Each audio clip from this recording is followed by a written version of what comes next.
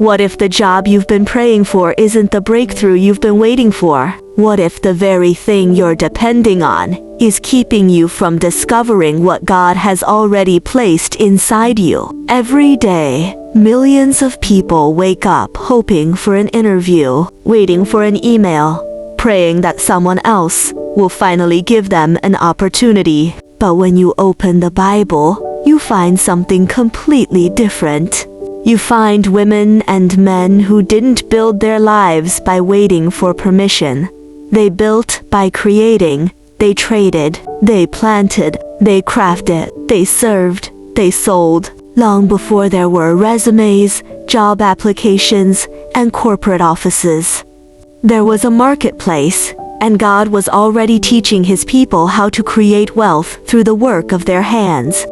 Today, I'm going to show you 7 biblical businesses that still work today. These are not internet trends or get-rich-quick schemes. They are timeless principles found in Scripture. Businesses that have existed for thousands of years because they solve real problems and create real value. If you've been asking God for financial increase, this message may completely change the way you think about work, purpose, and provision. Before we begin, let me make one thing very clear. There is nothing wrong with having a job.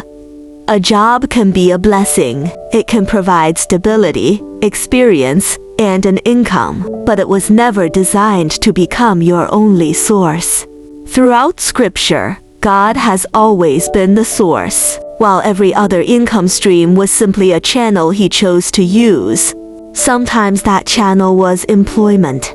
Other times it was farming, trading, craftsmanship, hospitality, or business. The danger is not having a job. The danger is believing your employer is the only door God can open for you. When God created Adam and Eve, He didn't hand them an employment contract. He gave them dominion. He told them to cultivate the garden, multiply its resources, and manage what He had entrusted to them. From the very beginning, God's design included stewardship, creativity, and multiplication. Those principles never changed. They simply appeared in different forms throughout the Bible. That brings us to the first business. The Proverbs 31 woman was not simply hardworking. She was a trader. Proverbs 31:18 says, she perceives that her merchandise is profitable. Think about that for a moment. The Bible uses the word merchandise. That means she had products. She understood value. She knew what people needed, and she supplied it. She wasn't waiting for someone to hire her. She was creating opportunities through buying and selling. Today, this could look like selling fashion items, cosmetics, shoes, bags, jewelry, household products, imported goods, or running an online store. You don't need to own a factory to become a successful trader. You simply need to recognize value and have the courage to start where you are. The second business is fashion and sewing, and this one has been creating wealth since the days of Moses. Exodus 35 tells us that the skilled women spun yarn with their hands and used their gifts to help build the tabernacle. These women weren't sitting around wondering if their skills mattered. God Himself recognized their craftsmanship and gave them the opportunity to use it for His purpose. Their hands produced something valuable.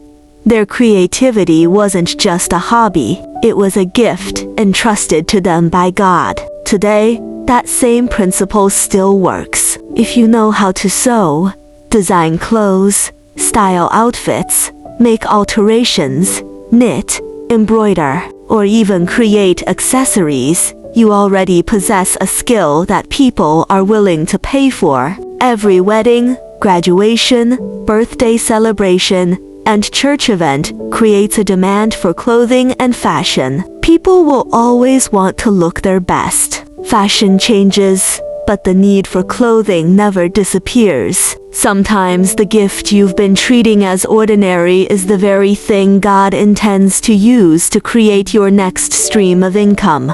The third biblical business is agriculture. Proverbs 31-16 says, "She considers a field and buys it.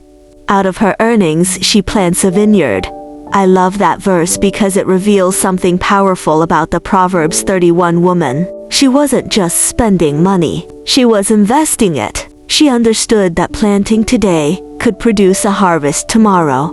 She wasn't looking for overnight success. She was building something that would continue producing long after the work was done. We live in a world where people want quick results, but God's system often works through seasons. A seed doesn't become fruit overnight. It grows quietly beneath the surface before anyone sees the harvest. The same is true for business, whether it's vegetable farming, poultry, fish farming, fruit production, beekeeping, or food processing. Agriculture remains one of the strongest industries in the world because people must eat every single day. Never underestimate a business that meets one of humanity's most basic needs.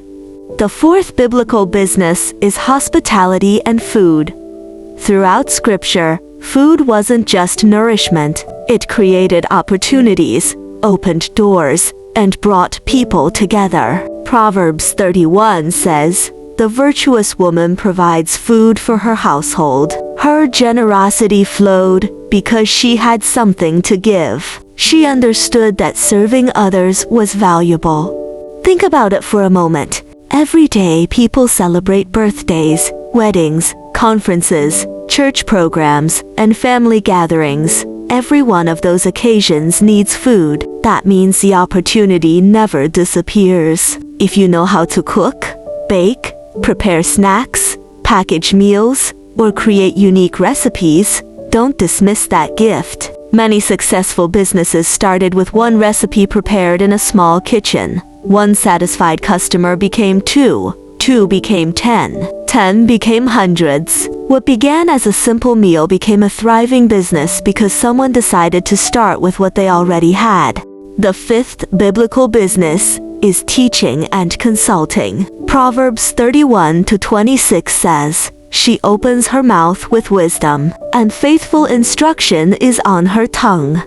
Notice that people valued what she knew. Her wisdom had influence because it solved problems and guided others.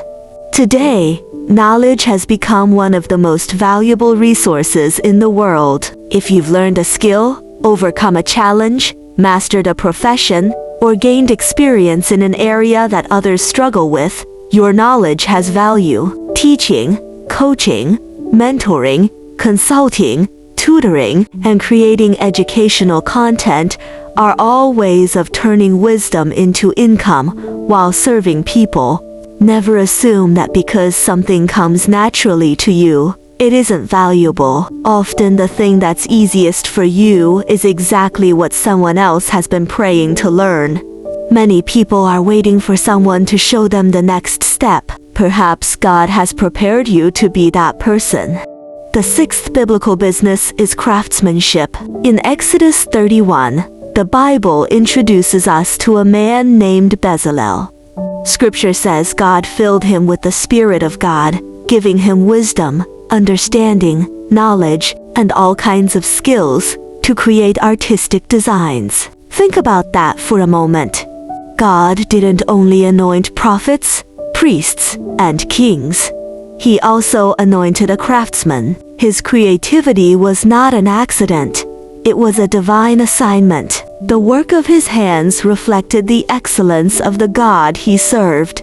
That same principle still applies today. If you make jewelry, candles, soaps, handbags, home decor, artwork, furniture, or handmade gifts, your creativity is more than a hobby. It is a gift that can become a source of provision. We often underestimate the value of what we create because it comes so naturally to us. But there are people searching for something unique, something handmade, something created with care. A single product made with excellence can reach customers you have never met and places you have never visited. When God gives you the ability to create beauty with your hands, don't hide it.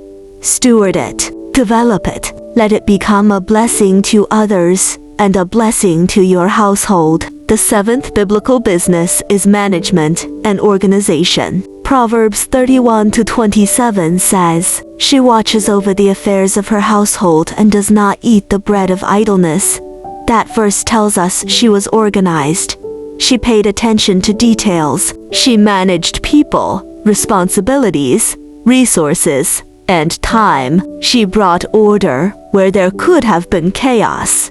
That gift is incredibly valuable today. Every successful business needs someone who can organize systems, manage schedules, coordinate events, handle administrative work, or keep projects moving forward. If you're the person people call because you know how to plan, solve problems, or bring structure to confusion, don't overlook that ability. It can become a business through event planning, virtual assistance, operations management, project coordination, bookkeeping, or professional organizing. Order is valuable because it saves people time, reduces stress, and helps businesses grow. What may seem ordinary to you could be the very solution someone else is willing to pay for.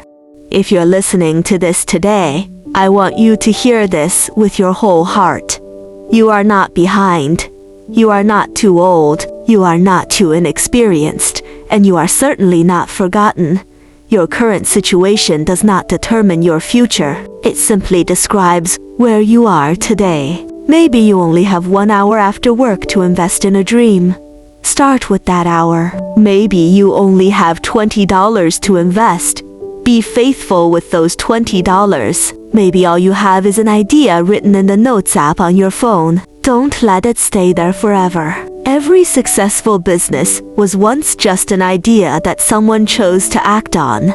Remember, the Proverbs 31 woman didn't become admirable because she had extraordinary resources. She became admirable because she faithfully used what God had placed in her hands. That's where your journey begins to. So, here's my encouragement to you today. Stop waiting for a job to become the answer to every financial prayer. A job can be a blessing, but it should never limit what God can do through you. Ask the Lord to reveal the gifts, skills, and opportunities He has already placed in your life. Then take one small, faithful step. You don't have to build everything today. You simply have to begin. Which of these 7 biblical businesses stood out to you the most? Was it trading, fashion, agriculture, hospitality, teaching, craftsmanship, or management? I'd love to hear your answer in the comments below. Your response might even encourage another woman who's trying to discover her own path. If this message encouraged you, don't forget to subscribe to the Neke Show for more faith-filled, practical content that helps women build wealth, purpose, and confidence God's way. Until next time, remember this: God has already placed something valuable in your hands. Stop waiting for permission. Start building with what He's given you, and trust Him to bring the increase.